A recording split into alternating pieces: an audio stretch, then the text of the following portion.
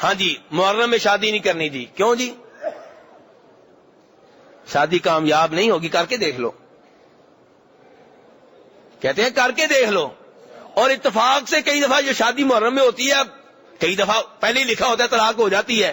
ہاں ہم نے کہا نہیں تھا. اچھا تو جو باقی شادیاں ہوتی ہیں 11 مہینوں میں، ان میں کبھی طلاق نہیں ہوتی، تو ان مہینوں کو بھی منحوس جانے. پھر شادی کسی بھی مہینے میں ہو، ہر مہینے کی شادیوں، کئی شادیوں میں نتیجہ طلاق نکلتا ہے، تو پھر سارے مہینے منحوس ہو گئے. جناب عائشہ رضی اللہ عنہ کے زمانے میں لوگ شوال کے مہینے کو منحوس جانا کرتے تھے. کس مہینے کو؟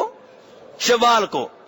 تو بخاری شریف کی حدیث ہے، وہ فرماتی ہیں، کہتی ہیں کہ میرا نکاح ہوا تو شوال کے مہینے میں، میری رخصتی ہوئی تو شوال کے مہینے میں، مجھے بتاؤ مجھ سے زیادہ قسمتوں والا کون ہے؟ تو میرے بھائی اس لیے مسلمان والا عقیدہ بنائیں. کوئی دن منحوس نہیں ہے، کوئی جگہ منحوس نہیں ہے، کوئی آواز منحوس نہیں ہے، اور کوئی چیز منحوس نہیں ہے. ہاں نیک فالی لیا کریں، کوئی اچھا آدمی مل جائے دعا دے دے، حوصلہ بڑھنا چاہیے، اچھی بات ہے. تو نبی علیہ السلام فرما رہے ہیں کہ جنت میں جانے والے 70,000 افراد خوش نصیب کون ہیں؟ جو کسی سے دم کا مطالبہ نہیں کرتے، بدشگونی نہیں لیتے، اور تیسرے نمبر پر فرمایا کسی سے یہ مطالبہ نہیں کرتے کہ مجھے داغ دو. داغنا کسے کہتے ہیں آپ جانتے ہیں نا؟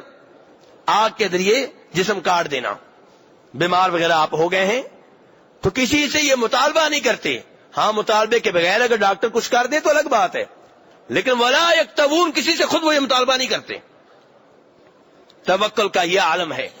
اور چوتھی صفت آپ نے بتائی، وَعَلَىٰ رَبِّهِمْ يَتَوَكَّلُونَ، کہ جنت میں جانے والے 70,000 افراد، ان کی آخری خوبی یہ ہے کہ صرف اپنے اللہ کے اوپر توکل بھروسہ کرتے ہیں، کسی اور کے اوپر توکل بھروسہ نہیں کرتے.